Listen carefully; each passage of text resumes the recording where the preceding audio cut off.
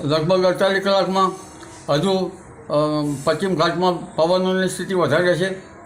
દરિયાખેડૂએ સાવધ રહેવાની જરૂર રહેશે. છેક મુંબઈથી લઈને સુરત સુધીના ભાગોમાં ભારે પવન ફૂંકાશે અને દક્ષિણ સૌરાષ્ટ્રના ભાગોમાં ભારે વરસાદ થવાની શક્યતા રહેશે. હજુ પણ સૌરાષ્ટ્રના કેટલાક ભાગમાં ભારેથી અતિ ભારે વરસાદ થવાની શક્યતા રહેશે. આ વરસાદ હવે વધુ પડતો આવે તો કોઈ ભાગમાં તબાહી સૂચક પણ બની શકે, પરંતુ લગભગ સૌરાષ્ટ્રના સઘળા ભાગોમાં